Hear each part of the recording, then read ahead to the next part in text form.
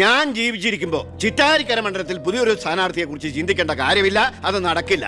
എടോ, കഴിഞ്ഞ 25 കൊല്ലമായിട്ട് ഞാൻ MLA ആയിരുന്നു, മന്ത്രിയായിരുന്നു. പക്ഷെ ജനത്തിന് ഇപ്പൊ തിരിച്ചറിവ് വന്നു തുടങ്ങി എന്നെ. ഓരോ സീറ്റും വിലപ്പെട്ടതാ. വാശിപ്പുറത്ത് അത് വെറുതെ പാഴാക്കി കളയരുത്. പോടാ അവിടുന്ന്. എനിക്കെതിരെ ഇതിലും വലിയ ആരോപണങ്ങൾ ഉണ്ടായിരുന്ന കാലത്തും കേരളം മുഴുവൻ ജനപക്ഷ തരംഗം ആഞ്ഞടിച്ചിട്ടും വൻ ഭൂരിപക്ഷത്തോടെ വിജയിച്ചവനാ ഈ ബാലഗംഗാധര. ഇന്നിപ്പൊ പുളിച്ച പൗരധർമ്മം വിളമ്പുന്ന ഈ തൊമ്മിച്ചടക്കം പലരും അന്ന് തോറ്റു തുന്നം പാടി ചരിത്രം മറക്കണം. ഞാൻ തോറ്റത് നിങ്ങളുടെ ഗ്രൂപ്പ് കാലുവായതുകൊണ്ടാണ്. വേറെ ആരും അല്ലല്ലോ മേന്നെ, തന്റെ മകനല്ലേ സ്ഥാനാർത്ഥി. കൊള്ളാം, അവർ അച്ഛന്റെ 18ാമത്തെ അടവ് കൊള്ളാം. അച്ഛനെതിരായി മകനെ വെച്ച് കളിക്കുക. ഇതേ പിള്ളേര് കളിയല്ല. ജനപക്ഷത്തിന്റെ സ്ഥാനാർത്ഥി നിസ്സാരക്കാരനല്ല. എന്തൊക്കെ പറഞ്ഞാലും മുഖ്യമന്ത്രി രാജിവെക്കുന്ന കാര്യമല്ല.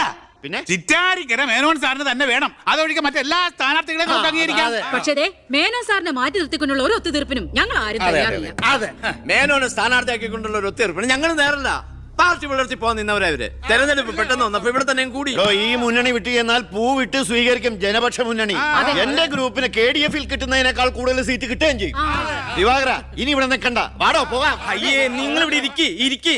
ആരെങ്കിലും എന്തെങ്കിലും തമാശ പറഞ്ഞു വെച്ചാൽ അത് കാര്യാക്കുക. ചിറ്റാരിക്കരയിൽ മേനോൻ തന്നെ സ്ഥാനാർത്ഥി.